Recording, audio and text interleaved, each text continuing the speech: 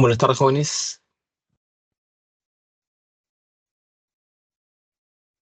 ¿Qué tal, Norma? ¿Qué tal, Fernando? Buenas tardes. Confírame, por favor, si está viendo la diapositiva.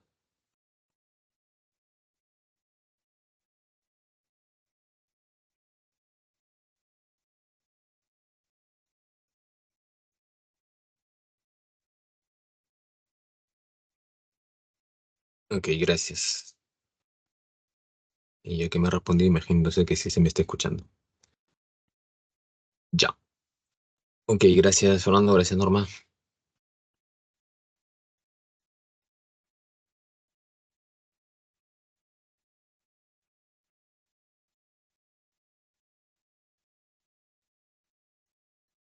Bien, empezamos, jóvenes, con el tema correspondiente a esta semana ya 17, acá en el Centro Pre, en la última clase del curso de Psicología, en este ciclo 2023-2.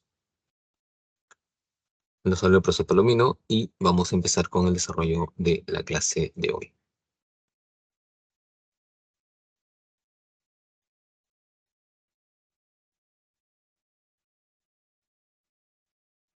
Buenas tardes, Janina.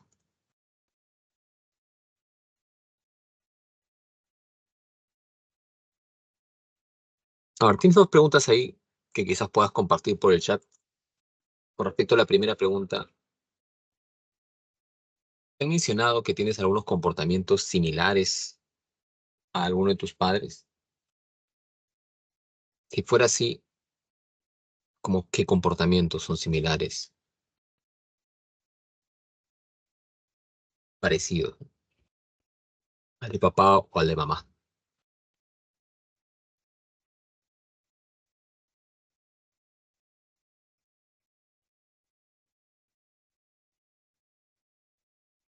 Te leo en el chat.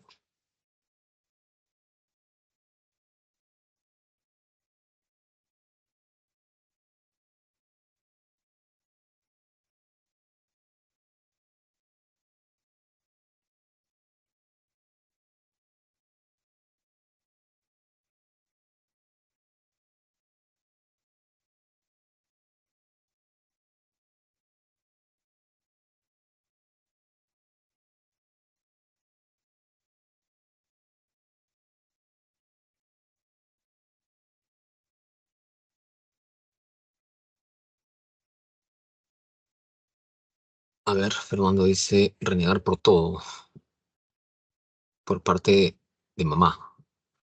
Ya, entiendo acá que la mamá de Fernando tiende a renegar y él también reniega, dice ahí, por todo. Creo que por todo, ¿no? Pero en todo caso, ya. Norma dice, soy comprensiva y sensible. Y eso también por parte de mamá.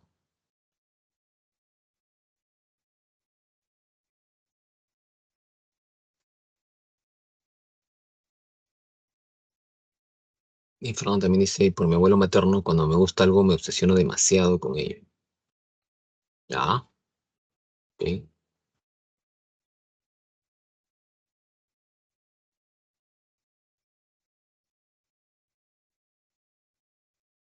O sea, como que te quedas ahí con esa espina y comienzas bueno, cuando te gusta habría que ver qué, ¿no? No sé, pero entiendo que te quedas ahí como muy pegado a eso que te gusta. Te gusta el Dota, entonces te quedas ahí pegado a algo.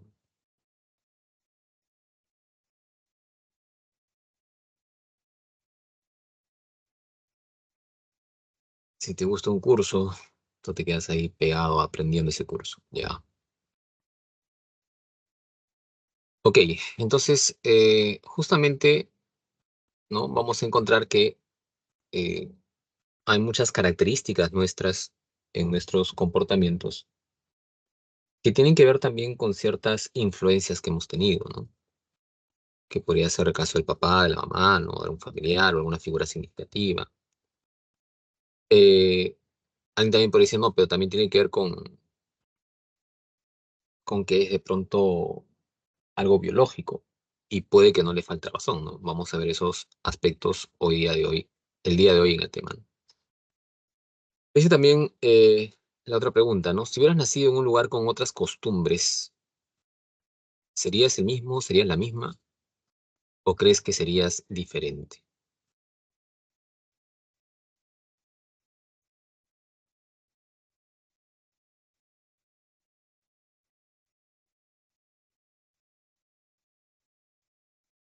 O sea, te hubiese tocado desarrollarte en un lugar muy distinto a donde te has desarrollado. ¿Serías exactamente igual como eres ahora?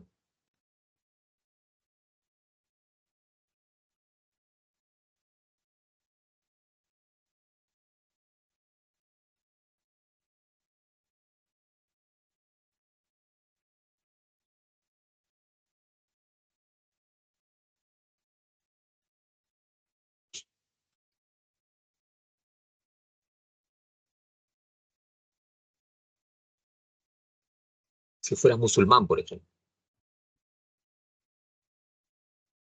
tu forma de pensar sería idéntica a la que tienes hoy en día.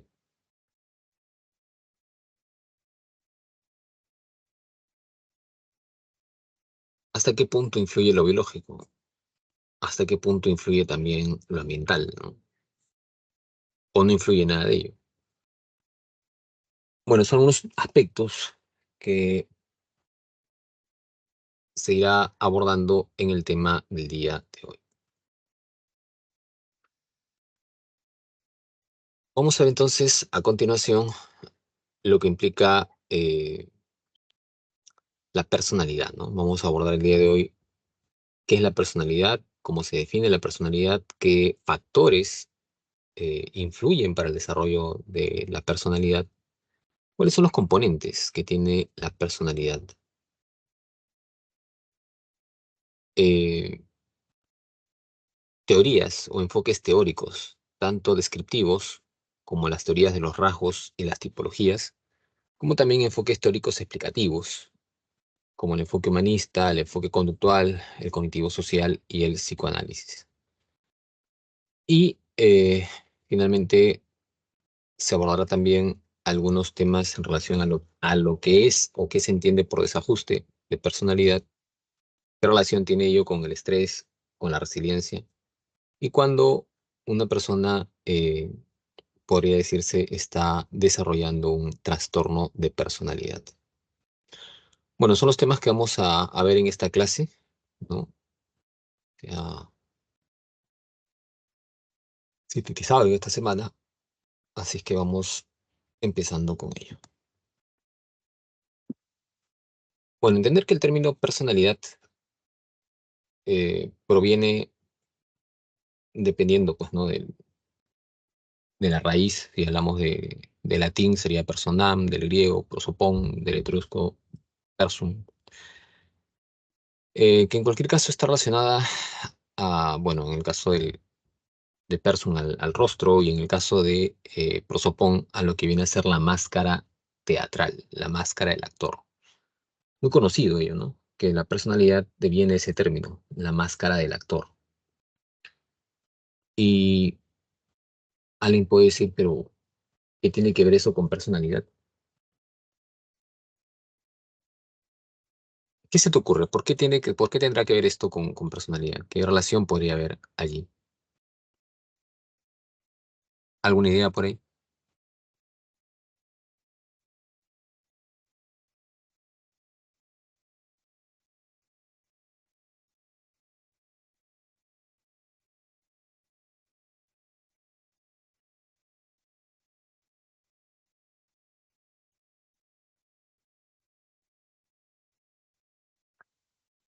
Bueno, que me está apareciendo la respuesta de Norma con respecto a lo que habíamos preguntado de otras condiciones culturales, ¿no? Dice, pienso que sería diferente porque tendría tal vez otra forma de ver las cosas o de actuar, ¿no? Claro, ¿no? Entonces podríamos decir que lo cultural también influye, ¿no? En tu personalidad. Pero dice, respecto a esto de la máscara, ¿qué es lo primero que otras personas verían de ti? ¿Cómo te comportas? ¿Cómo reaccionas ante estímulos? Ya. Bueno, antiguamente cuando surge el teatro, esto deben saberlo ustedes por literatura, ¿no? Las obras no eran, o sea, cuando surge el teatro, las representaciones no eran como hoy en día, pues, ¿no? O sea, lo que utilizaban los actores para denotar determinado papel, determinado rol, era justamente una máscara, a la cual se llamaba prosopón. Entonces, utilizaban esa máscara porque querían representar un papel, ¿no? Obviamente se quitaban la máscara y eran ya ellos, ¿no? Los actores como tal. Análogamente, también en la vida, las personas, de cierta manera, lo primero que muestran es algo externo, ¿no? Y eso es lo que a veces, hoy en día muchos no entienden, porque no basta con eso, ¿no? O sea, la personalidad no implica solamente esa careta es un poco lo superficial, ¿no? Pero detrás de esa careta también en ti hay aspectos más internos. Entonces las personas muchas veces en las sociedades se van comportando, van actuando, ¿no? En determinadas caretas, si se quiere. Pero detrás de eso hay justamente una forma de pensar, una forma de sentir, y eso es personalidad. De ahí que se diga que la personalidad es la forma de pensar, la forma de sentir, la forma de actuar de alguien. Entonces, la personalidad será ese sistema, esa estructura que va a integrar cómo alguien piensa, cómo alguien siente y cómo actúa. Es un constructo hipotético porque es algo inferido que se utiliza en psicología para denotar eso que te estoy diciendo, ¿no? Y permite algo también, una característica importantísima en la personalidad, es que permite distinguir, diferenciar a una persona de otra.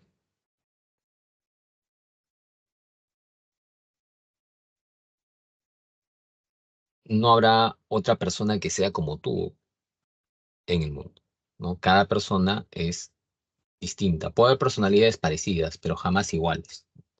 No hay alguna persona que tenga exactamente tu misma forma de pensar en todo aspecto, ¿no? Podrán coincidir en algunas ideas, ¿no? Pero hay otras divergencias o diferencias, ¿no?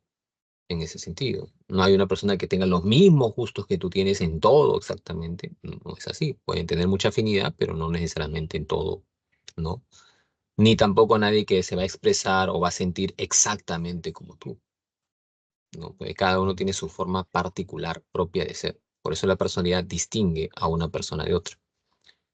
Y cuando hablamos de una personalidad, también hay que entender que va a integra lo que alguien piensa, siente y actúa. Cuando una persona no está integrada en ese aspecto, es ahí donde puede surgir ciertas alteraciones, ¿no? O en casos más extremos, patologías en la personalidad.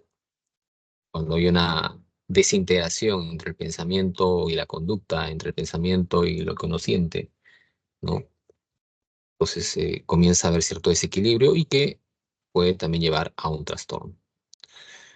Entonces entiéndase, ¿no? Cuando hablamos pues de la personalidad, en términos sencillos, es esa estructura que va a integrar la forma de pensar, sentir y actuar que hace diferente a cada persona en ese aspecto.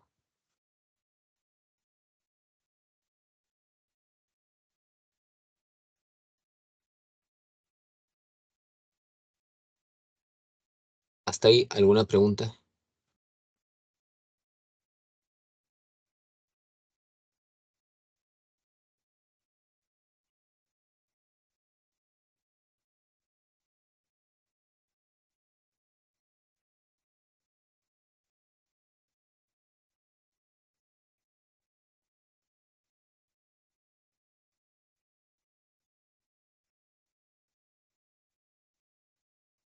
Ya, si no hay preguntas, seguimos entonces.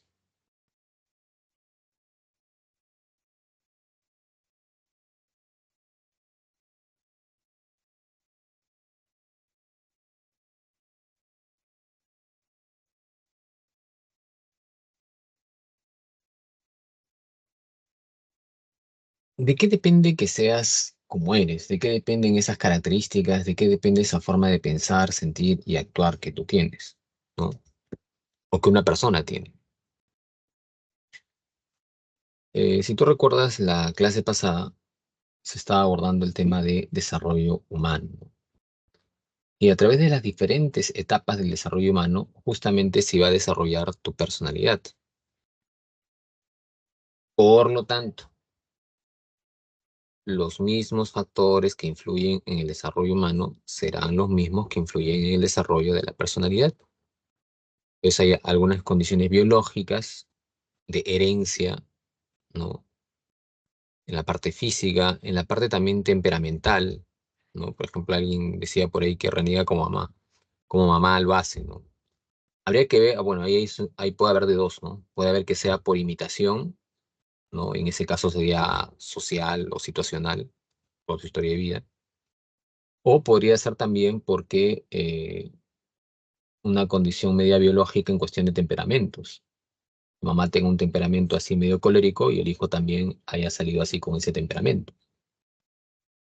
Entonces, vamos a encontrar que lo biológico, ¿no? Va a predisponer para también determinar con ciertas reacciones. Entonces, hay condiciones biológicas que influyen en la personalidad.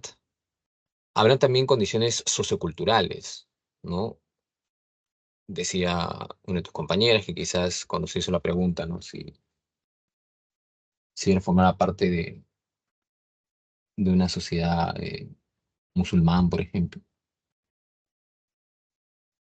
Obviamente, pues sus características van a variar, ¿no? Hay ciertas condiciones de ideologías, en aspectos también religiosos, que van a marcar o influir en la personalidad. Pues también las condiciones del medio o del entorno influyen, ¿no? Hay ciertos aspectos en las formas como los grupos se van concibiendo también, en ese sentido. Y el otro es el aspecto de autodeterminación o el factor situacional, ¿no? O biográfico también, porque eso tiene que ver pues con la historia de vida de un sujeto. Cada persona tiene una historia y eso también influye en la forma como se desarrolla. Cada persona también tiene, ¿no? O desarrolla un concepto de sí mismo. Y también en función a eso va desarrollándose más en diferentes ámbitos o limitándose también, ¿no? A veces los autoconceptos también pueden limitar a una persona. Cuando uno no cree en sí mismo, también puede de pronto limitarse, ¿no? En diferentes aspectos. Bueno, ya son cuestiones pues personales, ¿no? Que van a influir en el desarrollo de alguien. Pero todo esto se mezcla, todo esto se junta para que se desarrolle la personalidad. Entonces vamos a encontrar esos diferentes factores: herencia biológica, entorno sociocultural y factor de autodeterminación situacional. Ahora, hay que tener en cuenta que los factores de la personalidad están estrechamente vinculados a los componentes. Factores es aquello que influye, ¿no? Componente es lo que conforma la personalidad. Y tu personalidad está integrada principalmente por dos componentes: lo que se llama el temperamento y lo que se llama el carácter. El temperamento es resultado estrictamente de esta condición biológica. El factor biológico va a determinar el temperamento. Por eso se dice que es una predisposición heredada, ¿no? Heredada. Entonces, como te decía, ¿no? Puede que de pronto haya ciertas condiciones que hacen que biológicamente hay sistemas que son más reactivos, otros menos reactivos. Hay gente que tiene más energía, hay otros que tienen menos energía, ¿no? Y esto no es o sea, no es porque tenga depresión o no, sino hablamos desde muy temprana edad. Entonces, cuando una persona desde muy temprana edad se muestra así con mucha energía u otros con más limitada energía, eso tiene que ver con temperamentos, ¿no? Es una expresión del temperamento. Eh,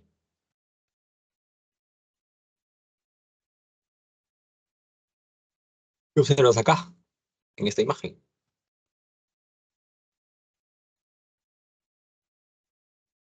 Por ejemplo, tú cuando estás en los grupos, ¿te es fácil interactuar o te es difícil? Cuando estás en un grupo nuevo, ¿no? ¿Te es fácil ese aspecto de interactuar o te es complicado?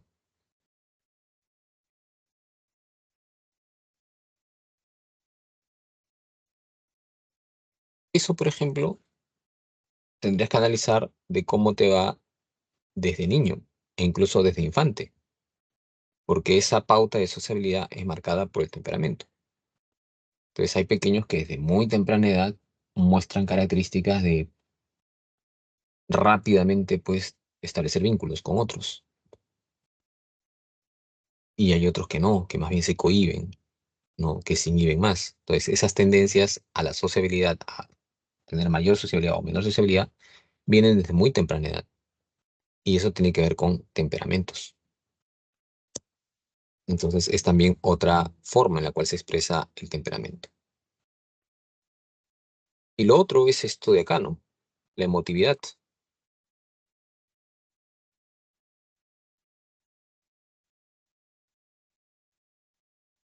Hay personas que ante cualquier cosita ¡pum! Explotan.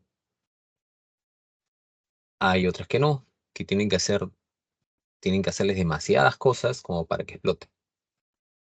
Entonces no todos tienen el mismo nivel de emotividad. Algunos son más reactivos, otros son menos reactivos en ese sentido. Bueno, eso es temperamento. Por ejemplo, tu compañero decía, no tiendo a renegar. Ese renegar es una forma de emotividad, ¿no? Entonces es una expresión del temperamento en cierto punto, porque también, como decíamos, podría ser que él ella haya observado a mamá, ¿no? En ese aspecto, y también tenga esa forma muy similar, ¿no? Ahí ya sería por un aspecto más de influencia eh, en cuanto a lo situacional, ¿no? Pero sí que de muy temprana edad, ¿no? Era un pequeño muy irascible, ¿no? Por cualquier cosita, ¿no? Se irrita, todo le fastidia. Ah, eso tiene que ver con temperamentos.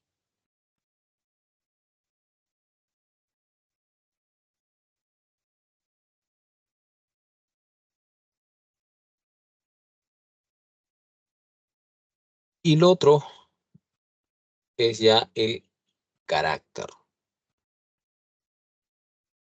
El carácter va a implicar una conducta aprendida, ¿no? Producto de la socialización. Hablar de carácter ya implica el componente ético moral de la personalidad. Bien, cuando hablamos de lo que viene a ser el carácter, tiene que ver con lo ético, con lo moral. Entonces, ¿es algo que nació contigo o lo aprendiste? ¿Qué dirías? Por simple razonamiento.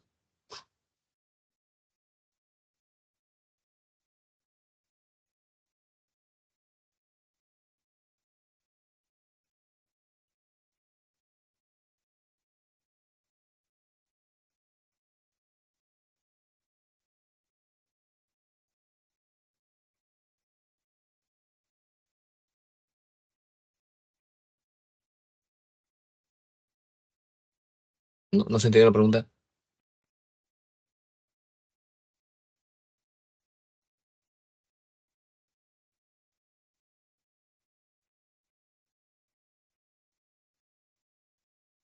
Había preguntado si el carácter, al ser el componente ético-moral de la personalidad, nace contigo o es aprendido.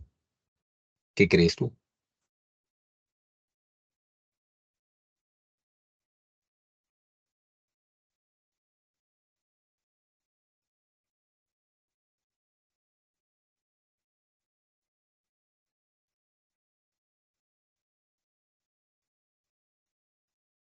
Claro, pues no es algo que nazca contigo, ¿no?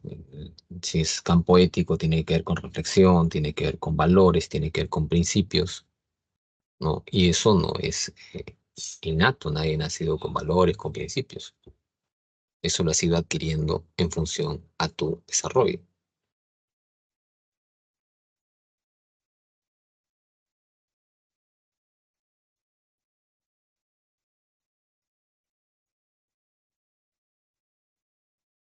Entonces, por ejemplo, ¿no? Los casos que ves ahí,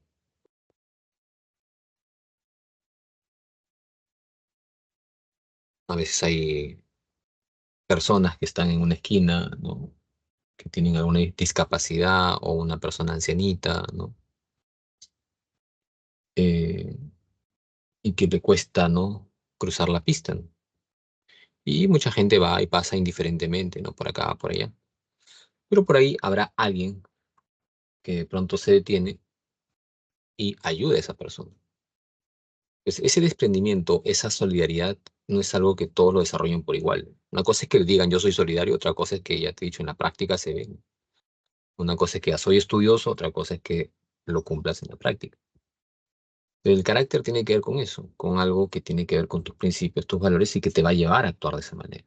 Si un chico de pronto es solidario, eh, es servicial, entonces constantemente hará ese tipo de conductas, ¿no? Está predispuesto a ayudar, ¿no? Entonces tiene eso, esa actitud de servicio. Y esto no es algo que haya nacido con él, ¿no?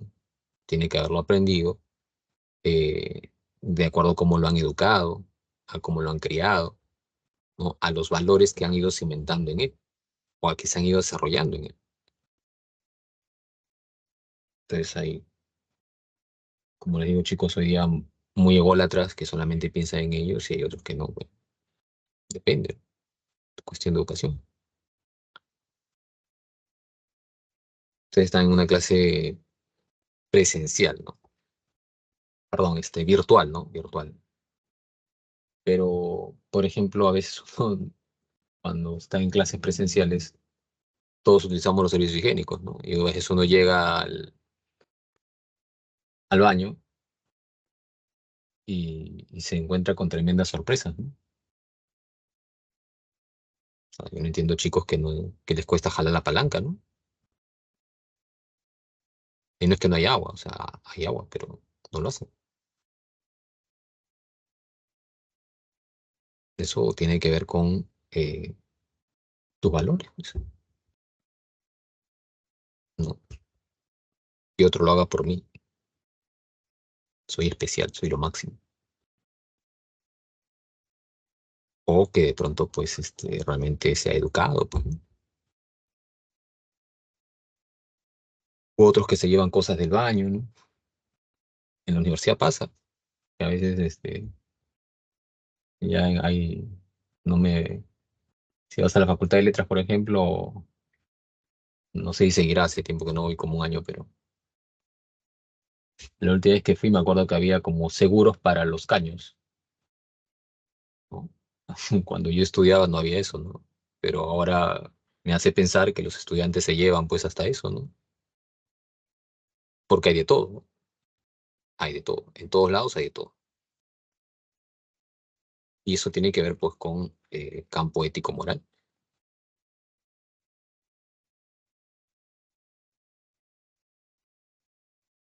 Si hasta los proyectores del aula, que supuestamente son para todos, se lo llevan, entonces ya, bueno, ya no.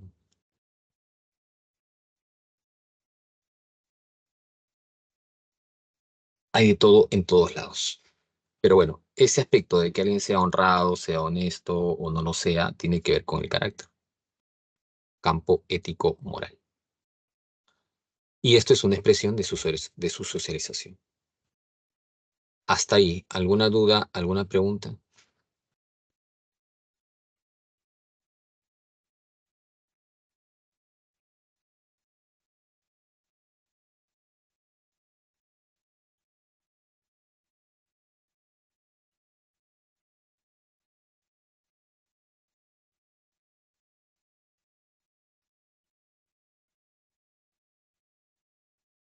Ya.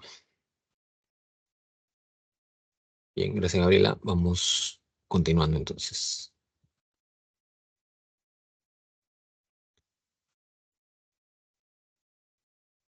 Bueno, hasta ahí la parte de factores, componentes. Vamos a comenzar a ver ya algunos enfoques teóricos descriptivos de la personalidad.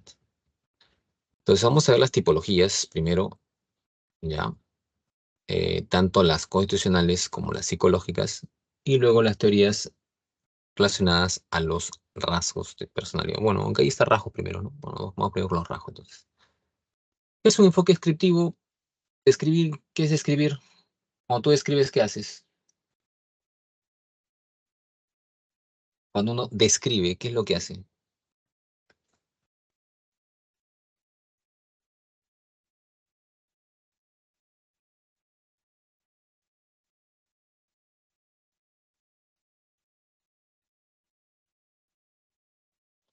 Correcto, Fernando, nombras características, ¿no?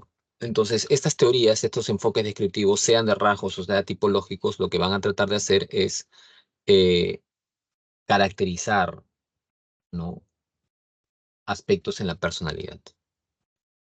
Alport se basará estas caracterizaciones en función a los rasgos de personalidad y en función a esos rasgos de personalidad es que él distingue las características que tenemos con otras personas al formar parte de una sociedad de las características personales que se van desarrollando de acuerdo a la historia.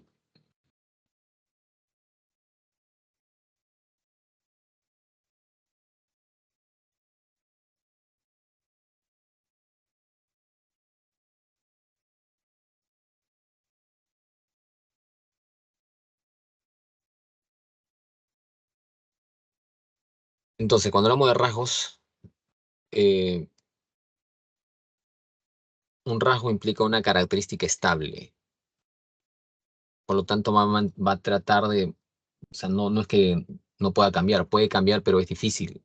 No es tan, no es voluble, si se quiere, ¿no? O sea, cambia, sí, pero no es que cambie de un día para otro, ¿no? O sea, puede cambiar en el lapso de mucho tiempo, ¿no? En ese aspecto. Y para Alpo, los rasgos, estas unidades descriptivas, permitían justamente darnos características acerca de la personalidad en ese aspecto. Van a ser consistentes en el sujeto, ¿no? Son estables. Entonces vamos a tener rasgos, por ejemplo, como los rasgos cardinales. Los rasgos cardinales no están presentes en todos. Quienes tienen rasgos cardinales, estos rasgos van a ser muy eh, dominantes. Esa palabrita es importante para distinguir ese rasgo, ¿no? Un rasgo cardinal es absorbente, es dominante. Si una persona lo tiene, se va a notar fácilmente, pues, porque es muy, muy intenso. En cambio, los rasgos centrales ya son las cualidades, ¿no? O, digamos, debilidades que pueda tener una persona, ¿no? Pueden ser diversos en ese aspecto. Y eso sí va a estar en todas las personas, solamente que cada uno va a tener sus propios rasgos centrales. En tanto ya que los rasgos secundarios eh, van a ser los, si se quiere, menos importantes para conocer a alguien. Van a ser observados en situaciones muy específicas, muy de reacción, muy situacional, que no necesariamente caracteriza a la persona. Eh, o sea, no de manera, digamos, muy profunda como para conocer algo de ello. Puede también referirse a gustos, a preferencias, ¿no? Que uno tenga. Por ejemplo, te dan ahí tres ejemplos, ¿no? Te dicen la pasión intelectual que tenía Einstein por la física. Entonces, el estar absorbido hacia esa actividad era una característica, sería un rasgo cardinal en él, ¿no? Que una persona sea sociable, que sea amable, que sea honesta, ¿no? O no lo sea, bueno, tiene que ver con sus rasgos centrales. Y que una persona de pronto, no sé, prefiere el color azul al color blanco. Entonces, es una característica también de la persona, ¿no? Pero no es, digamos, algo muy profundo como para conocerlo. Es un rasgo secundario, por eso se dice secundario. Entonces, son esos aspectos, ¿no? Cuando hablamos de la teoría de los rasgos que planteaba Alport en ese sentido.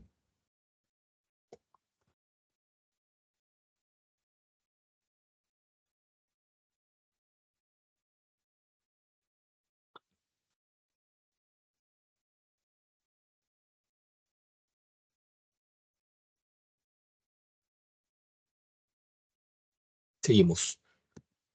Pues hemos visto ya esto de acá, teoría de rasgos de Alport. Vamos a ver las teorías tipológicas, tanto las constitucionales como las psicológicas. Entonces, acá hay que diferenciar un poco las tipologías, ya son formas de clasificar, es todo un conjunto de características que se engloban en un tipo. Por ejemplo, si hablamos del tipo introvertido, pues eso, esa clasificación, ¿no? O eres intro o eres extro, no, no hay más. Entonces, son formas, ¿no? De cierta manera de clasificar en función a ciertas características que vamos a ir denotando. Pero acá se abren dos panoramas, ¿no? O sea, dentro de las teorías tipológicas vamos a tener teorías tipológicas constitucionales y también tipologías psicológicas. La diferencia esencial la tienes ahí. Las constitucionales te dice, consideran que el aspecto físico está relacionado al comportamiento, ¿no? En cambio, las tipologías psicológicas clasifican a las personas según sus estructuras mentales y la forma como reaccionan. Por ende, vamos primero con las constitucionales, aquellas en las cuales el aspecto físico juega un rol predominante. Y ahí vamos a tener estos dos planteamientos, el planteamiento de Galeno y el planteamiento de Ernest Kretschmer.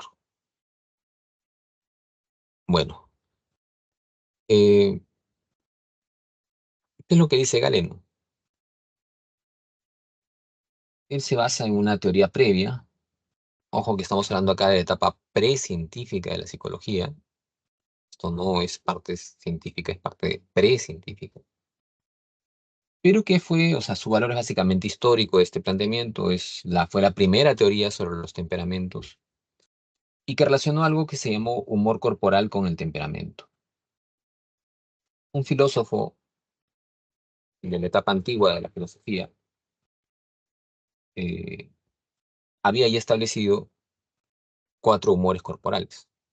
Lo que hace Galeno es relacionar esto con la predominancia de un temperamento. Entonces va a decir que aquellos en los que predomine la sangre tendrán un temperamento sanguíneo, ¿no? Por ejemplo. O si predomina la flema, flemático. O predomina la bilis negra, melancólico.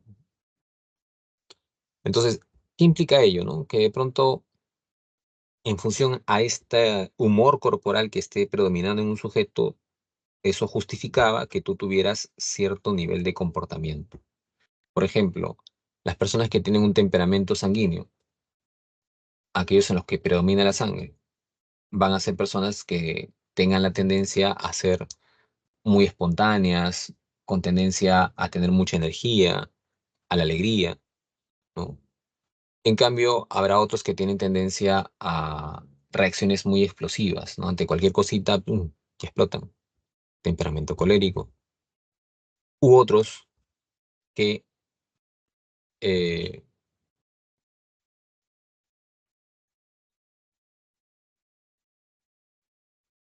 al contrario, ¿no? Tienes que hacerle demasiadas cosas para que explote. Porque normalmente es una persona poco expresiva, que mantiene la calma, más serena, pero que, ¿no? Ante situaciones, digamos, se muestra un poco indiferente, poco expresivo. No es que no reniegue, pero para que reniegue tendrían que pasarle muchas cosas en ese aspecto, un temperamento más climático. Y el melancólico ya implica pues una persona que tiene tendencia más a la nostalgia, a la tristeza, ¿no? Eh, un poco el ser sensible, ¿no? En ese aspecto. Pues esas características que marcan cada temperamento es como que en esta aula, por ejemplo, los 17 que están conectados, podríamos clasificarlos, ¿no? Algunos en sanguíneos, otros coléricos, otros flemáticos, otros melancólicos. Pero ¿cuál es la base de esto? Que para que tú seas sanguíneo tienes predominancia de un humor corporal, ¿no? Por eso es constitucional el planteamiento. En el caso de Kretschmer,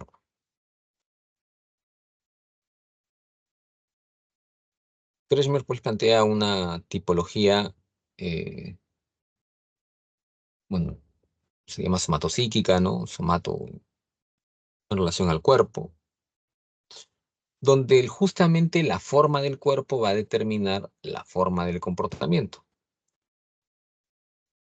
Dirá Kretschmer, Kretschmer era un psiquiatra alemán, eh, que también muchísimos años ya después, ¿no?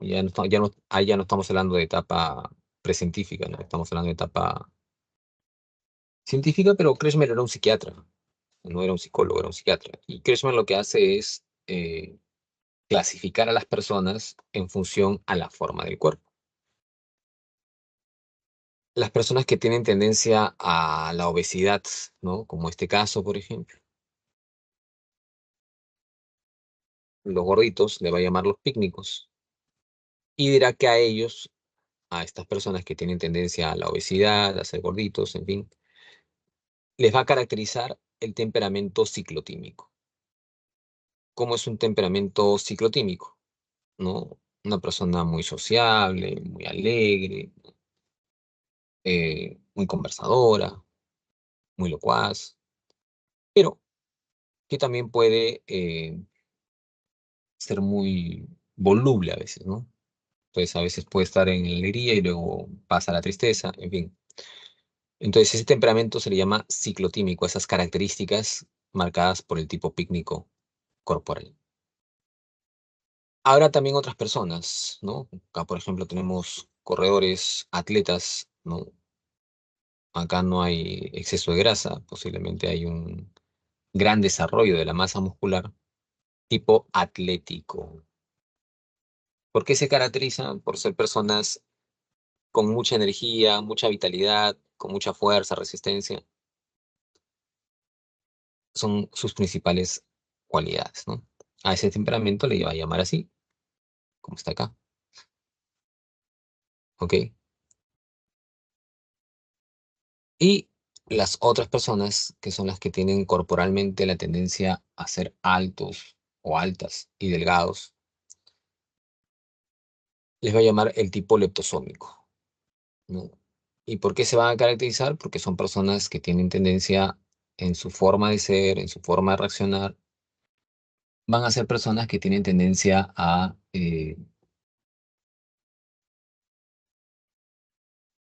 tener mucha capacidad de pensamiento, de reflexión, de imaginación, pero que también no son mucho de estar en grupos, ¿no? O sea, o como que, no es que se aíslen totalmente, pero no es, digamos, la frecuencia de estar constantemente en el grupo. Prefieren más estar solos. Esa tendencia le llama el temperamento esquizotímico. Y esa fue la caracterización que hiciera Kretschmer en relación a las tipologías constitucionales.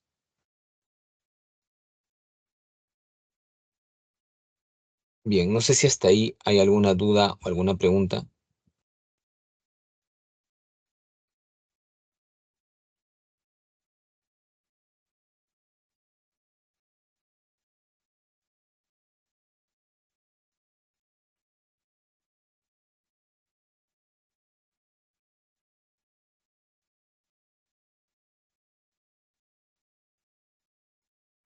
Ya, vamos a explicar quizás una teoría más antes del break, ¿ya? Hemos visto tipologías constitucionales. Vamos ahora a las tipologías psicológicas.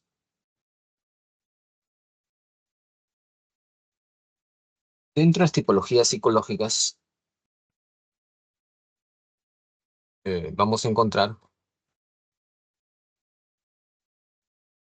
este señor que tienes ahí en pantalla, el señor Carl Gustav Jung, va a relacionar la libido con algunas funciones determinadas y bueno, la combinación al final sale de 8 tipos de personalidad. Pero lo más conocido en Jung es justamente que estos tipos están orientados por actitudes, actitudes que pueden ser hacia la introversión o hacia la extroversión. Entonces, Eh, Términos sencillos, para Jung, tu mundo afectivo podía orientarse hacia ti mismo o hacia los demás. Si se orienta hacia uno mismo, entonces la persona tendrá una forma de ser, una personalidad introvertida. Si se orienta hacia los demás, entonces la persona tendrá una forma de ser extrovertida, ¿no? ¿Cómo es un introvertido? Si está orientado hacia sí mismo,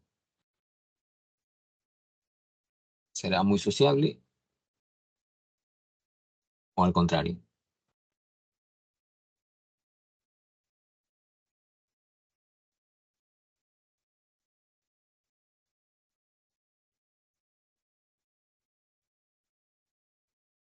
A ver, no te leo.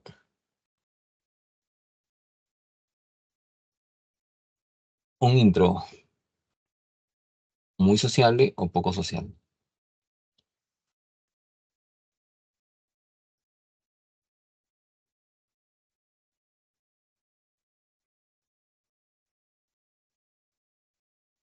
Poco sociable, correcto. Ahora, ¿será una persona que piensa mucho o no tanto? No le gusta tanto pensar.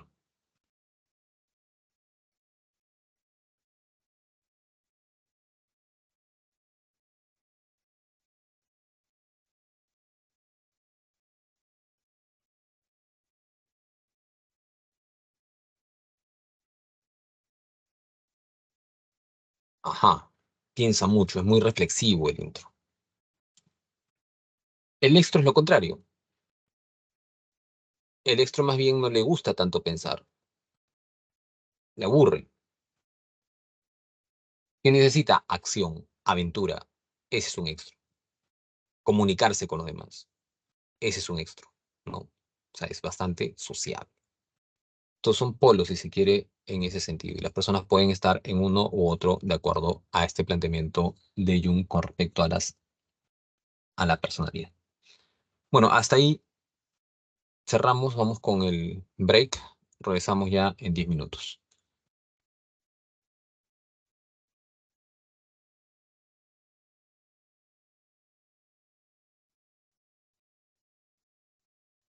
Confírmeme, por favor, que se esté observando la diapositiva.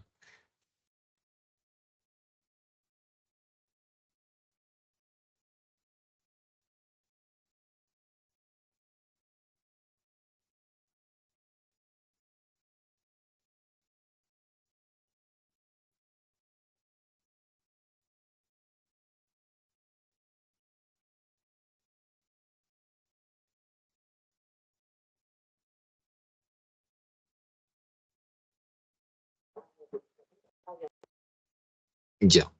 Listo, listo, jóvenes, entonces vamos a continuar.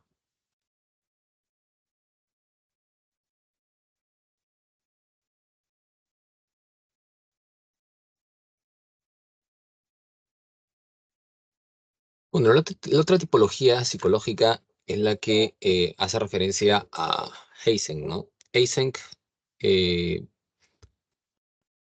ya es una teoría más reciente, bueno, tampoco tan reciente, ¿no? Pero digamos que a comparación de las otras, en ese aspecto, y todavía está vigente su planteamiento. Eysenck plantearía, ¿no?, que la personalidad tiene tres dimensiones. Primero hablaría de estas dos dimensiones de sociabilidad y neuroticismo y luego agregaría, ¿no?, adicionalmente otra más que ya viene a ser el psicoticismo. También hay que tener que para Eysenck la, digamos, lo principal en la personalidad tiene que ver con las condiciones biológicas, lo más ligado al temperamento, por lo tanto, ¿no? Y justamente esta expresión de la sociabilidad es una expresión del temperamento, como decíamos al inicio. Eh, Toma esto de Jung, de introversión y extroversión, entonces dirá que las personas pueden ser con tendencia a la introversión o a la extroversión. Esa dimensión es la dimensión sociabilidad, ¿no? La dimensión neuroticismo ya alude a al estar en el intervalo, ¿no? De la estabilidad emocional hacia la inestabilidad emocional. Profesor, no entiendo. A ver, sociabilidad tendría que ver con el hecho de que una persona pues se comunique, ¿no? Cuanto más se comunique, más apertura tenga a los otros, va a ser más sociable. ¿Y quién es más sociable? Lo dijimos hace un momento, bueno, antes del break, ¿no? El extro, ¿no? En cambio, si tiene menor nivel de sociabilidad, va a ser más con tendencia a la introversión. El neuroticismo tiene que ver con esta persona que tiende a preocuparse mucho, a ser muy ansiosa, y por lo tanto, si es así, mientras más alto tenga esto, ¿cómo va a ser? ¿Más estable o más inestable? Por simple lógica. ¿Qué dirías?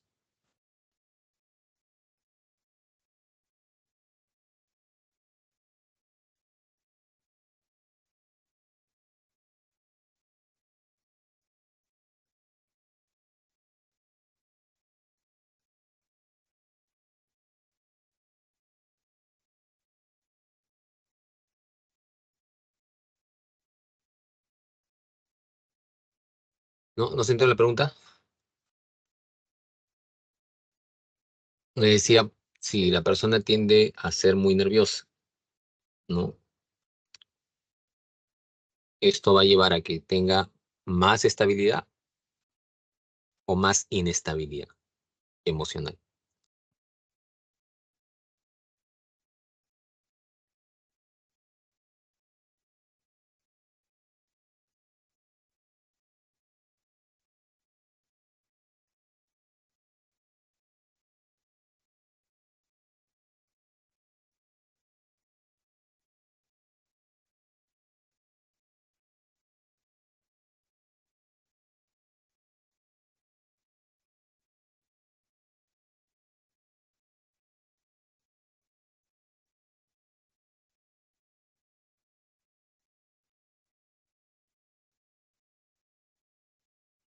Bueno, sigo sin ver respuestas.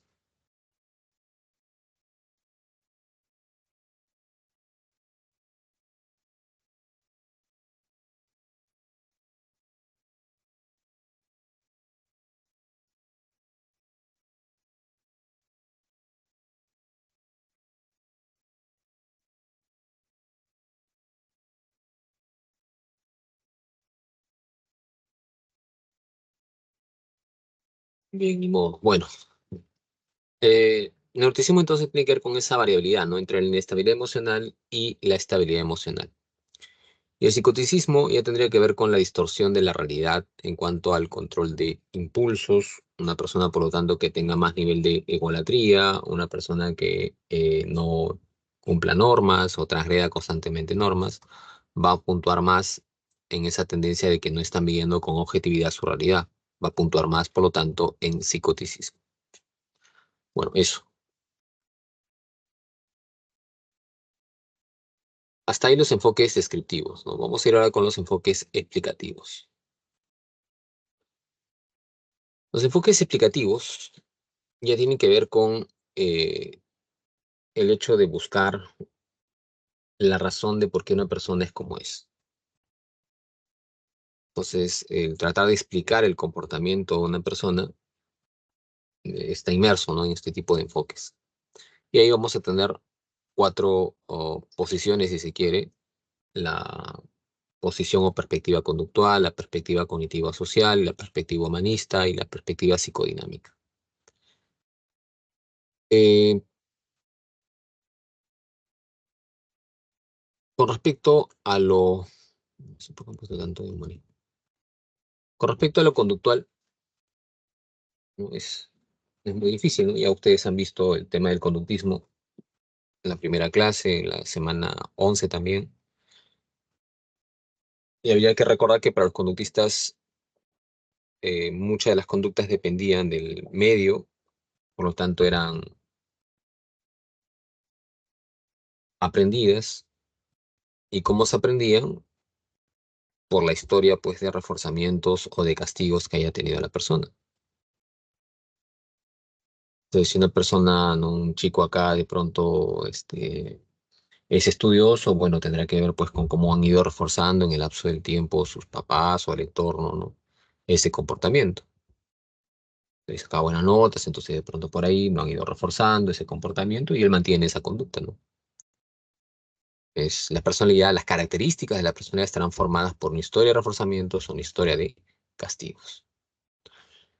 En cambio, lo cognitivo social ya tiene que ver con las características de la personalidad formadas a partir de la observación de modelos, ¿no? Básicamente modelos. Modelamiento, imitación, pues, ¿no? El chico lee porque de pronto, pues, el papá también es un buen lector y desde temprana edad ha ido observando este comportamiento en él. Es un modelo, ¿no? Cognitivo social.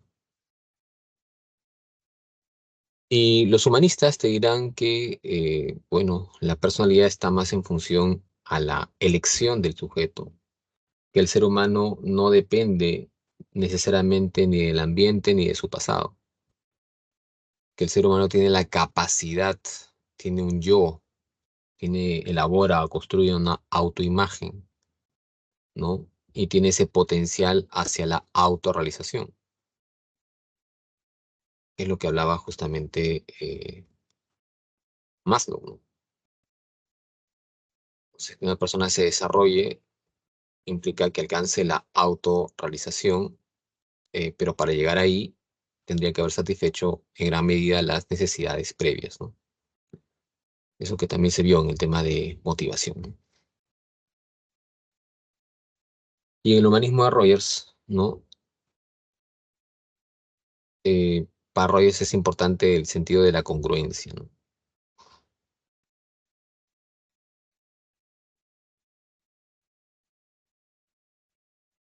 Cada persona, cada self, cada yo tiene un conjunto de percepciones, de creencias, una autoimagen. Entonces, ¿qué pasa cuando tú tienes una autoimagen y haces acciones que van encaminadas a ello? Te vas a sentir bien y estás camino, si se quiere, a desarrollar tu autorrealización. Pero cuando una persona no actúa en función a esa autoimagen, posiblemente ya no hay congruencia, se desequilibra y evidentemente pues ya es como que su camino a la autorrealización está trunco en ese momento, ¿no? Y no se va a sentir bien, va a sentir malestar en ese aspecto, ¿no? Entonces, este aspecto de ser congruente, ¿no? Con el self, con el sí mismo, con la autoimagen, es importante para los humanistas, ¿no? Las personas que funcionan plenamente son conscientes de sus acciones, comprenden sus motivos. Bueno, eso.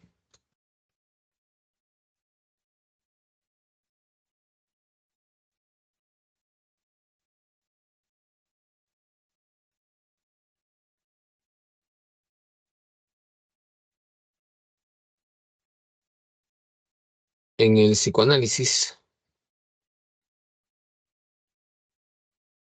de donde se deriva el enfoque psicodinámico, evidentemente tienes ese señor que no requiere mayor presentación, Freud, para quien la personalidad podía tener, si se quiere, ciertos niveles de conciencia. Entonces hay una parte que es la parte consciente, que está en la superficie. Hay otra parte que puede aflorar sin mayor dificultad a la conciencia, que es el preconsciente. Y hay otra parte que es muy difícil que aflore a la conciencia, que es la mayor parte en el ser humano, el inconsciente. Por lo tanto, para este señor, lo más importante es el estudio del inconsciente. La personalidad está movida. Las causas de por qué alguien se comporta están en sus motivaciones inconscientes, ¿no? Pero para entender esto habría que entender el pasado de la persona, su historia de vida de la persona, sus experiencias infantiles en esa persona. Entonces, para Freud será importante el estudio del inconsciente.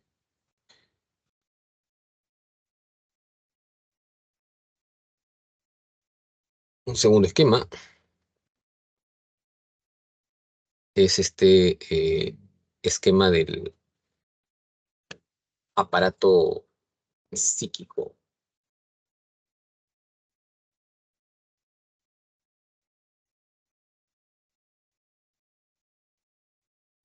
En esta estructura de la personalidad, cómo se configura la personalidad, va a hablar acerca de lo que viene a ser pues el ello, el yo, ¿no? El super yo. Según Freud, nosotros nacemos con un ello, nacemos con un ello. El ello es la parte instintiva en el ser humano y está impulsada, está regida por ese principio del placer. Entonces hay una parte en el ser humano que está regida por ello. En otras palabras, el ello es la parte en el ser humano que anda a la búsqueda del placer, pero de forma inconsciente. ¿En qué momento de tu vida eres puro ello? Cuando eras recién nacido. Pues no, entonces recién nacido no tiene normas, no tiene conciencia, simplemente tiene hambre y llora, ¿no? Para que le den de lactar, por ejemplo, que busca satisfacer su instinto de vida. Vas creciendo y surge otra instancia, el yo, que es la parte que tiene que mantener un sujeto adaptado a la realidad. Y por eso se rige bajo ese principio, el principio de la realidad. Y la última parte en desarrollarse será ya el super yo o super ego. Este super yo tiene que ver con la parte de las normas, ¿no? Morales que alguien instaura, que alguien desarrolla, los mandatos de la sociedad, la forma también como tú vas idealizando cierta imagen en ti. Entonces todo esto está configurado en el super yo. De tal manera que a la edad que tú tienes ya tendría que haber estos tres elementos. Tendría que haber un ello, un yo y un super yo.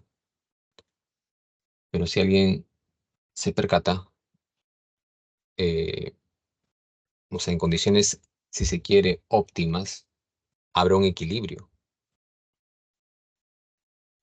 Y hay momentos en los cuales más va a aflorar el ello o en otros en los que puede aflorar más el super yo. Quien tiene que mediar ahí es justamente el yo.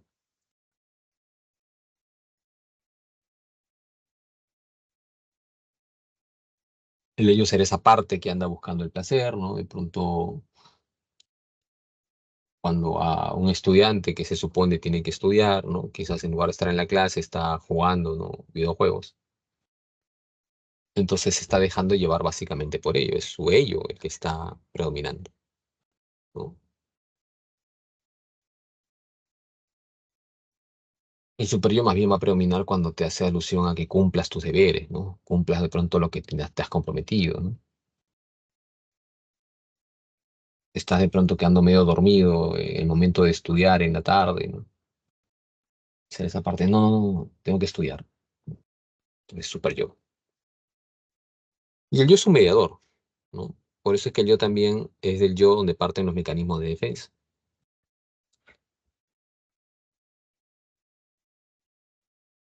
El yo va a mediar, a equilibrar las tendencias del ello y la presión del super yo.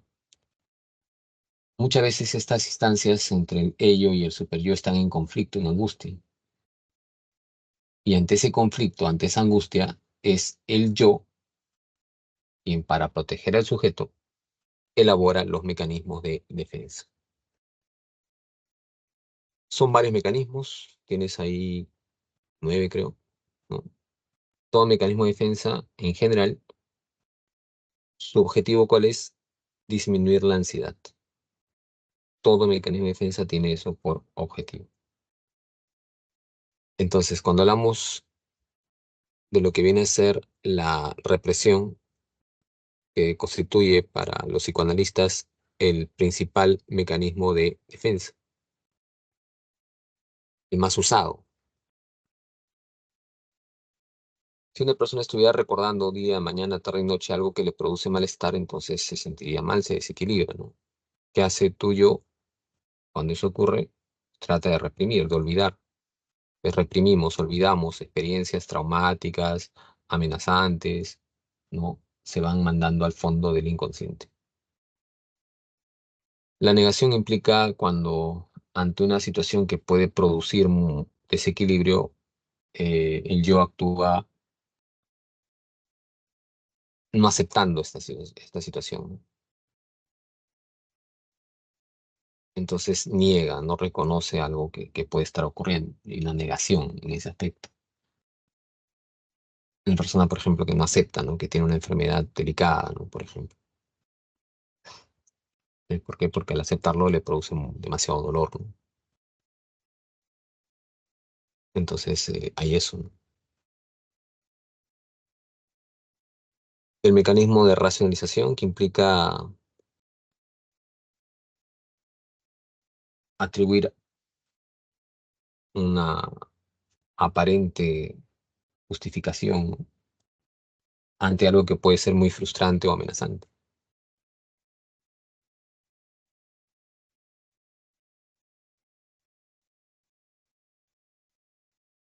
La persona, pues, que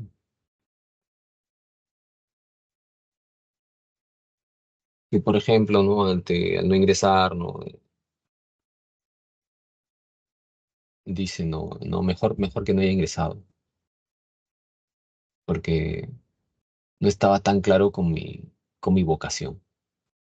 Si hubiera ingresado, seguro me hubiera ido mal, porque no estaba muy seguro de esa carrera. Ahora voy a tener más tiempo, ¿no? Para decidir, ¿no?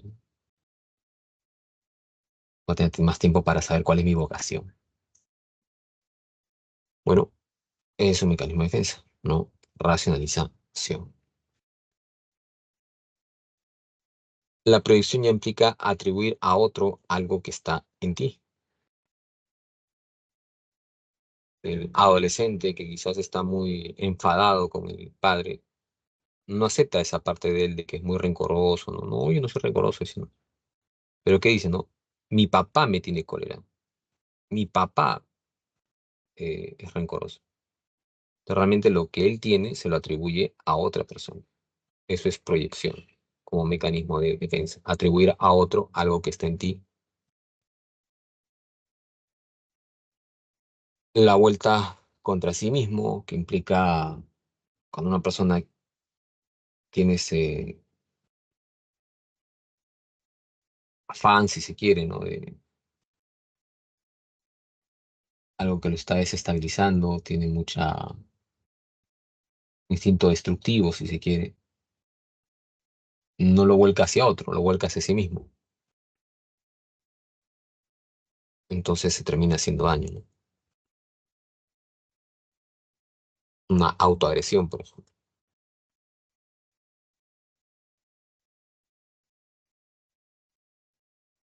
La formación reactiva,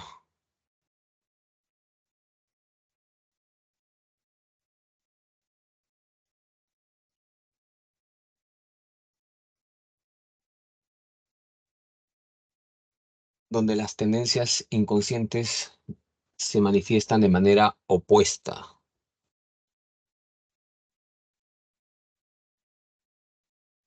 Una persona muy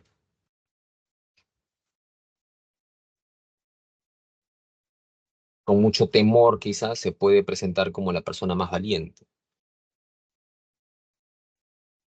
Entonces se está canalizando hacia lo opuesto, ¿no? Es un aspecto de formación reactiva.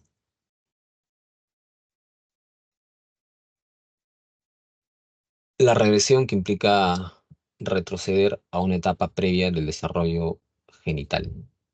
A estas alturas estoy seguro que, faltando ya muy poco para el examen, hay algunos que comienzan a experimentar ansiedad y en esa ansiedad comienzan a comerse las uñas. Entonces hacen una conducta muy típica de la infancia, ¿no? Cuando ya tienen más bien sus 17, 18 años, ¿no? Se están retrocediendo, ¿no? A una etapa previa. Es una regresión. El desplazamiento que implica canalizar una, un instinto, ¿no? Una carga afectiva hacia un objeto distinto al que generó ese malestar, ¿no? El papá que de pronto está en el trabajo y de pronto el jefe le grita, ¿no? Entonces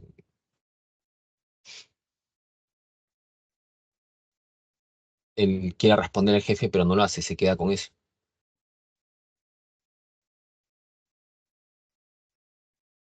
Llega a la casa y se desquita de pronto pues con su hijo, ¿no? Y le grita al hijo por cualquier cosa. El hijo está con mucha cólera, ¿no? En fin, pero no le responde el papá. Se desquita con su hermano menor. Está ocurriendo un desplazamiento, ¿no? Y la sublimación, que es un mecanismo muy adaptativo, donde el instinto se canaliza mediante una actividad eh, que tiene aceptación social. Y creo que tú pones en tu material el ejemplo de las personas que tienen tendencia a maltratar animales, ¿no? Claro, si eso se mantiene así, es delicado porque puede llegar a un trastorno patológico, ¿no? O sea, hay personas que son muy crueles de niños con los animales y si no le ponen un freno, llega pues a un plano de patología. Pero, ¿qué pasa si esa agresividad o ese instinto agresivo, no, este chico lo ha canalizado a través quizás del deporte o de pronto lo canaliza, ¿no? En el lapso del tiempo, eh, como te dicen ahí, que lo material se vuelve carnicero o se vuelve de pronto médico cirujano. Sigue habiendo cierto nivel ahí de agresividad, ¿no? Pero ya no es criticado socialmente, ahora es aceptado socialmente. Se ha sublimado la pulsión, se ha sublimado el instinto en ese aspecto. Bueno, eso.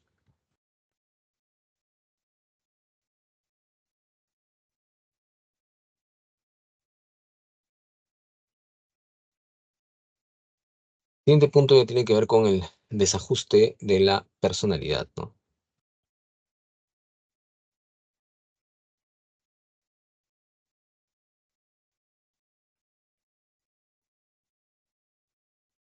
Decimos al inicio que el desajuste no es lo mismo que un trastorno. Un desajuste es algo que toda persona va a tener en algún momento de su vida.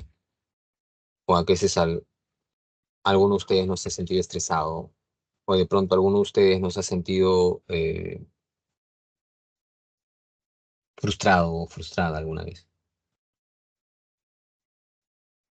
Bueno, eso es un desajuste. Eso es algo que todos estamos propensos a experimentar alguna vez en nuestra vida. Lo que no necesariamente van a tener todos es un trastorno de personalidad, porque eso ya es otra cosa más delicada. El desajuste, si hablamos por ejemplo de estrés, el estrés es un estado de tensión que va a surgir ante algo que te amenaza. Siempre el estrés surge ante una situación que amenaza. Entonces, ¿qué amenaza a un sujeto? Eso puede variar, pues, ¿no?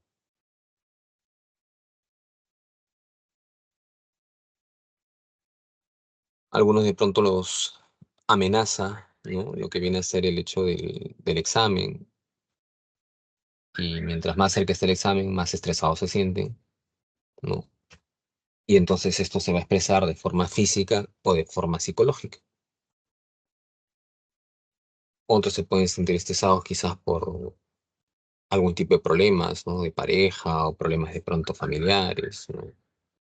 O laborales, ¿no? En fin, entonces hay diferentes causas en ese sentido, ¿ya? Pero siempre que hay estrés va a haber un nivel de tensión que surge ante algo que nos amenaza. Es importante también distinguir acá los tipos de estrés. Hay que entender que no todo el estrés es malo. A veces se toma esa connotación negativa, pero en realidad el estrés forma parte de la vida del ser humano. Desde sus orígenes, el ser humano ha experimentado estrés. Lo que ha ido cambiando son las formas de estresarse, ¿no? O sea, hace 100 años nadie de ustedes se iba a estresar por ingresar a una universidad, ¿no? Hace 200 años. Bueno, ahora sí no. Ahora, pero el aspecto de los tipos ya implica si el estrés está dentro del rango de lo adaptativo o el estrés se está volviendo desadaptativo. Un estrés desadaptativo ya va a perjudicar tu funcionamiento y a eso se llama distrés. En cambio, un estrés adaptativo todavía te permitirá que hagas lucha frente a la amenaza, ¿no? En ese aspecto. Determinada dosis de estrés es necesaria. Demasiada dosis de estrés puede ser perjudicial. Entonces, si por ejemplo, ¿no? Acá, en este ciclo, hubiese algún muchacho que, o una chica, ¿no? Que termine el ciclo, no ingresa, pero terminó el ciclo con una gran cantidad de conocimientos que no tenía al empezar. ¿Por qué? Porque de pronto se dedicó, porque fue responsable, porque estudió, etcétera, etcétera. A pesar que no haya ingresado. Pero obviamente ese estrés no ha sido mal. Ese estrés ha sido adaptativo, porque sacó a que de cierta manera puedas luchar contra ello. Yo también, chicos, que a veces a estas alturas ya es como que tiran la toalla, ¿no? Y están más en otra, ¿no? Que de pronto en las clases en sí. O ya se sienten con demasiada frustración, ¿no? Y están constantemente ansiosos, aturdidos, ¿no? Pues ahí el estrés sí está haciendo mella. Ahí el estrés está afectando, está siendo desadaptativo. Eso ya es distrés, ¿no? En ese aspecto.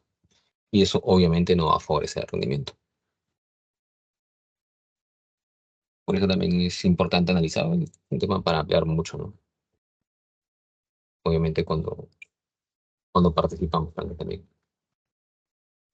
Pero hay un chico que va a un examen, por ejemplo, examen de admisión. Y hay algunos que se les ocurre ir sobre la hora. Hay gente así, pues, ¿no? Se le gusta jugárselo. Entonces, si es que lograra pasar, o sea, me refiero a pasar a dar su examen, y estaba a punto de que le cierren la puerta, el chico ya definitivamente no va a entrar bien al examen, ¿no? O sea, va a entrar aturdido, va a entrar ahí, ¿no? Con esa tensión de...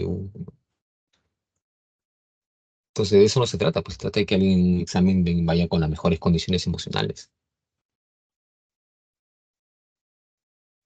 Por eso es importante también manejar, ¿no? Diferentes variables en ese aspecto. Siempre, año tras año, chicos que llegan tarde, otros que a la justita se salvaron. Entonces, bueno, pero eso sí depende de cada uno, ¿no? Cómo va asumiendo sus responsabilidades también. Bueno, tipo de estrés. Entonces, ese estrés adaptativo favorable se llama eustrés, el estrés desadaptativo perjudicial se llama distrés. Las fases del estrés las tienes ahí, son básicamente tres: la alarma, resistencia y agotamiento. Cuando surge el estresor, detectas el estresor, eso es alarma. Cuando luchas ante eso que te estresa, estás resistiendo. Y luego terminarás eh, en un estado de agotamiento, ¿no?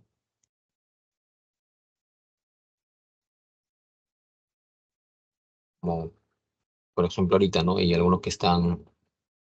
A estas alturas ya más o menos hay algunos que saben que todavía tienen chance de ingresar en el cuarto examen y hay otros que ya definitivamente creo que deben darse cuenta que hay algunos que no, ¿no? Pero de pronto está la otra opción, ¿no? Del examen de admisión. Entonces, como ahora, ¿no? De pronto 3 semanas, ¿no? Para el examen o algo más o menos por ahí. El hecho de que surja ese estresor es alarma, alerta, ¿no? Si de pronto te mantienes ahí, ¿no? Estudiando con fuerza, estás resistiendo. Y finalmente, cuando es tu examen, terminarás agotado, ¿no? O sea lo que sea que pase, sea que ingreses o no, igual vas a terminar agotado. Entonces, eso es parte, ¿no? De lo que viene a ser las fases en el estrés. Tipos de estresantes,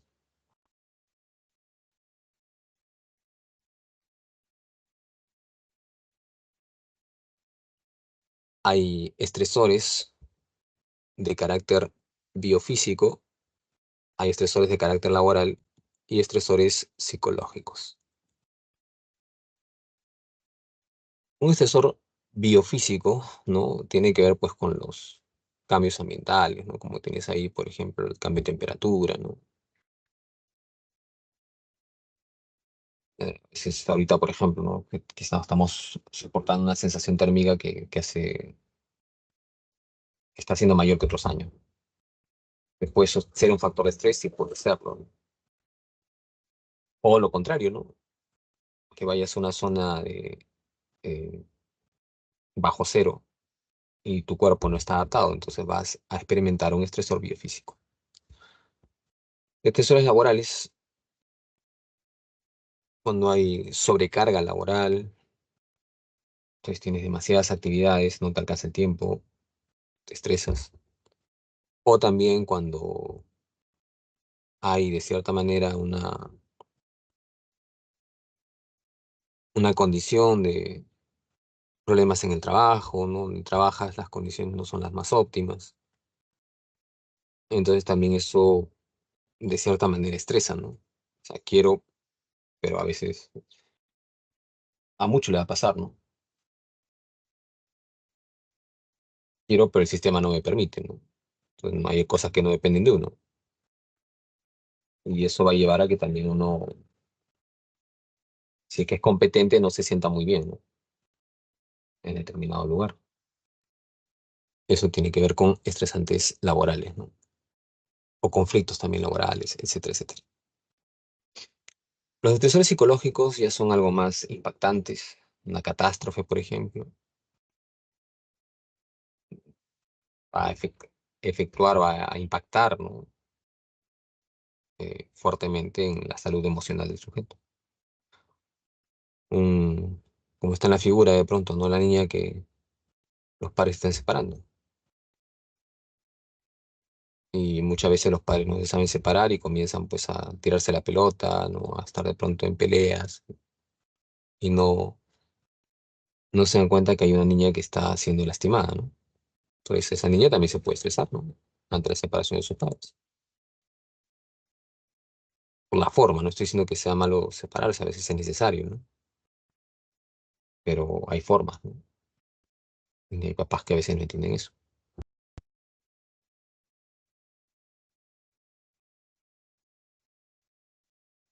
Bueno, las reacciones ante el estrés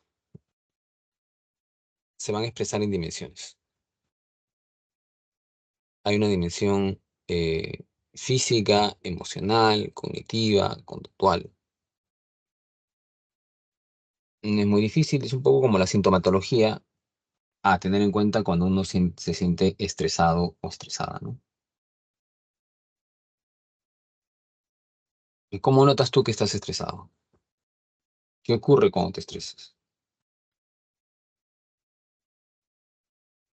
Tranquilo, ¿cómo estás?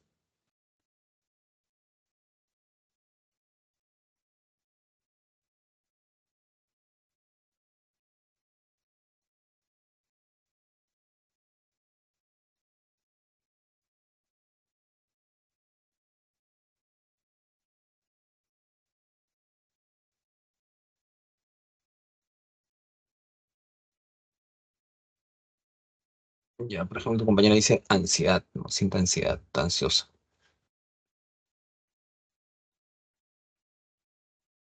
Ya, esa ansiedad, por ejemplo, es un síntoma emocional, ¿no? Entonces, cuando está demasiado nervioso, entonces es síntoma emocional. Pero también hay condiciones físicas, ¿no? A veces algunos cuando están estresados les duele la cabeza, ¿no? Comienzan con problemas gástricos o dermatológicos, o se sienten tensos en la parte del hombro, la espalda, el cuello, ¿no? Sienten tensión. Son síntomas físicos. Emocional, la ansiedad, la irritabilidad también. Son emociones cuando uno de pronto puede estar estresado o estresado. Cognitivo, cualquier aspecto que afecte la esfera del procesamiento de información, ¿no? Entonces, cuando tu atención comienza a disminuir, tu memoria comienza a fallar, ¿no? Tu percepción, ¿no?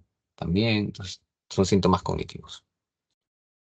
Y lo conductual ya tiene que ver con acciones que realiza alguien, ¿no? Hay personas cuando están estresadas comienzan a fumar, fuman, fuman, fuman. Es una conducta.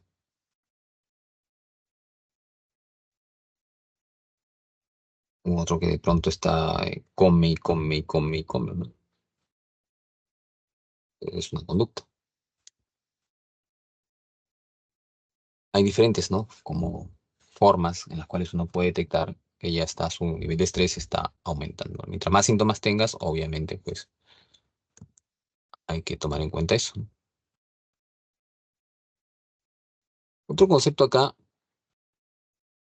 ya es ese concepto, pues, de resiliencia, ¿no?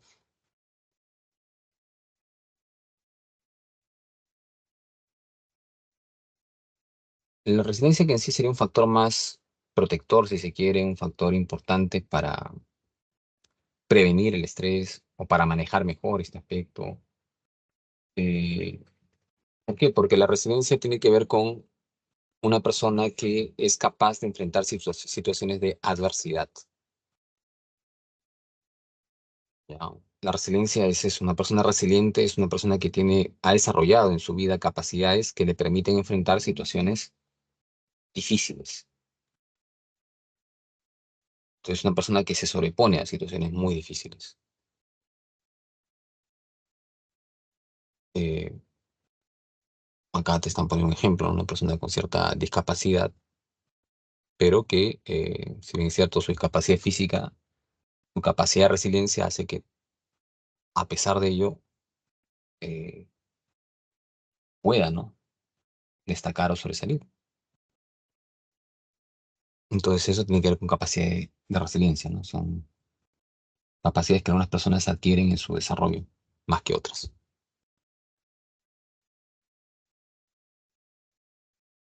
Y finalmente, cuando se habla de un trastorno de personalidad,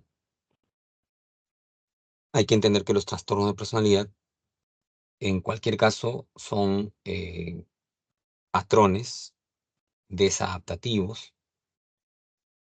O sea, son patrones significa que sean un conjunto de características, ¿no? Desadaptativas porque no permiten que el sujeto funcione bien.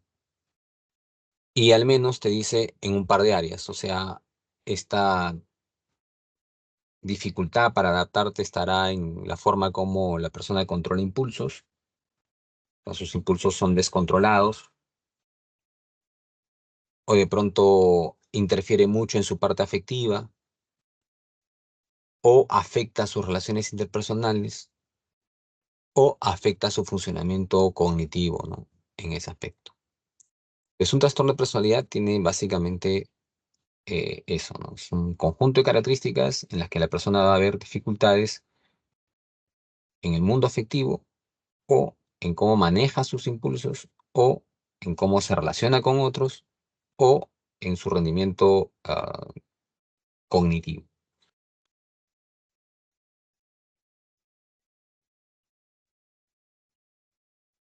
En general, un trastorno de personalidad,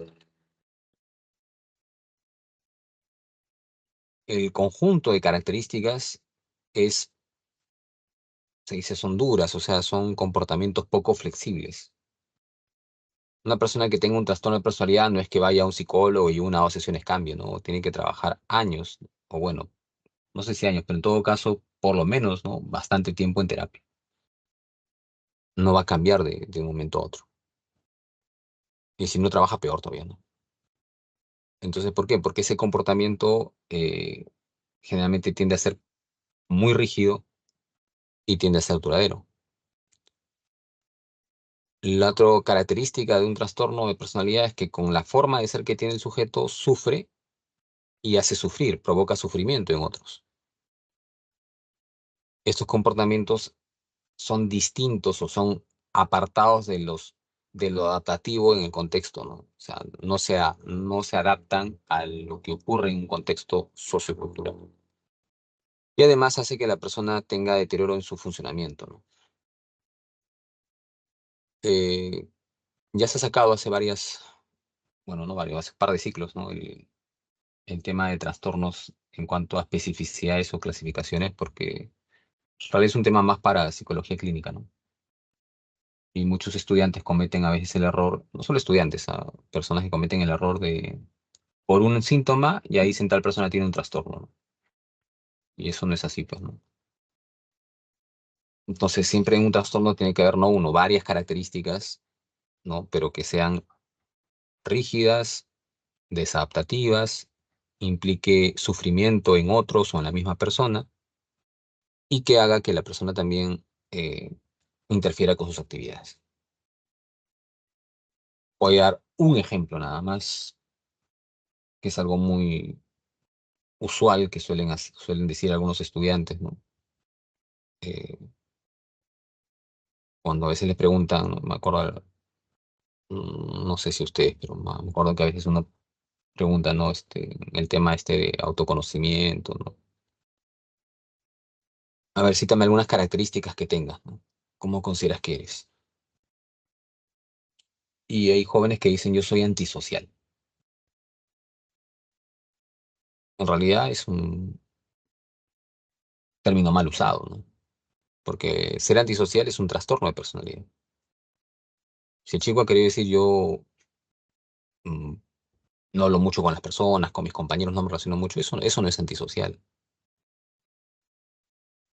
Serás pues más tímido, tímida, o reservado, reservada, ¿no? Eso no es antisocial. Antisocial es la persona que hace daño a la sociedad. Y hay un trastorno específico que se llama trastorno antisocial de personalidad, donde la persona daña a la gente.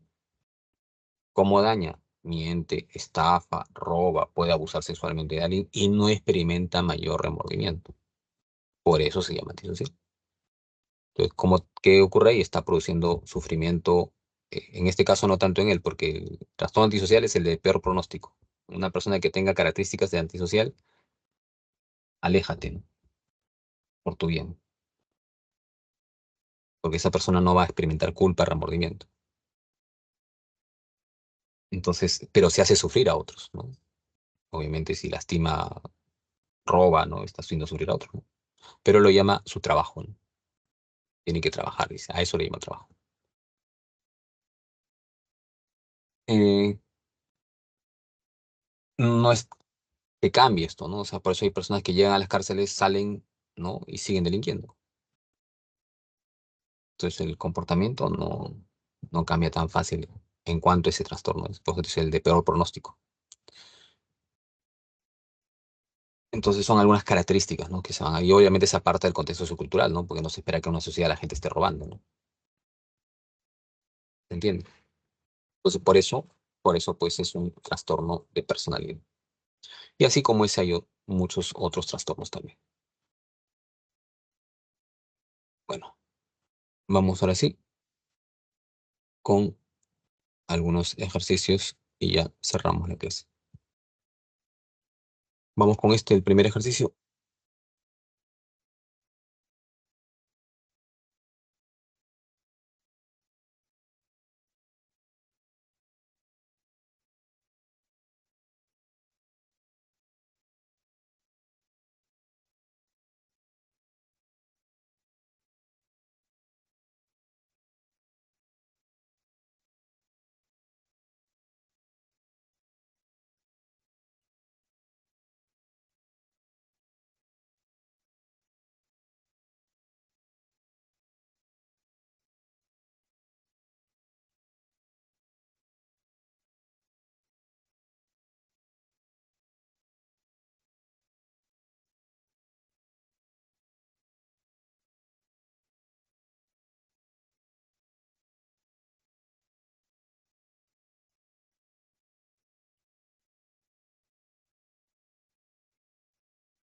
Ya, ¿qué responderías ahí?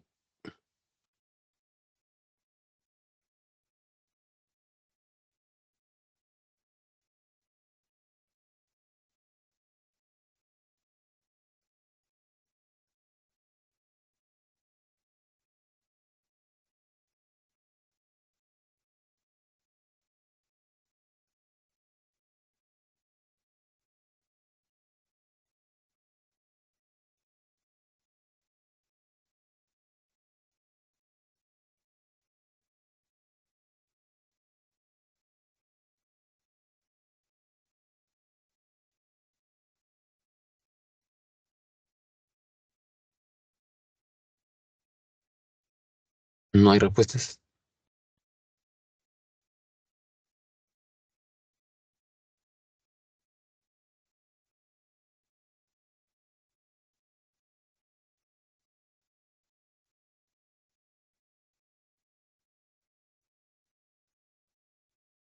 Bueno, ahí están las claves, jóvenes.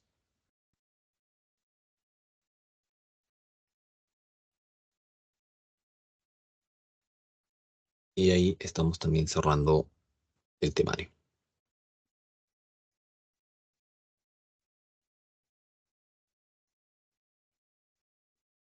Bien, hasta ahí llegamos. Eh,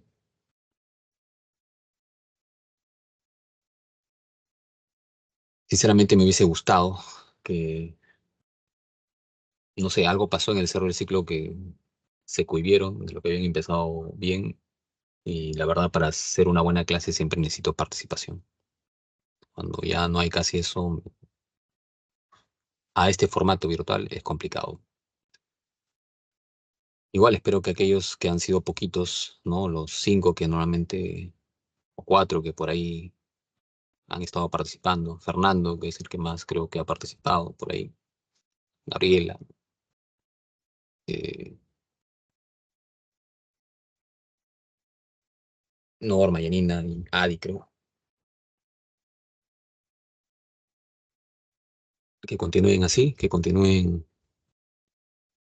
empeñosos en su preparación y que obtengan los éxitos que anhelan. Y lo demás, bueno, la vida va haciendo cambiar. Espero que también algunos de ustedes cambien su actitud si es que realmente quieren alcanzar sus objetivos. Ahí nos quedamos. Cuídense.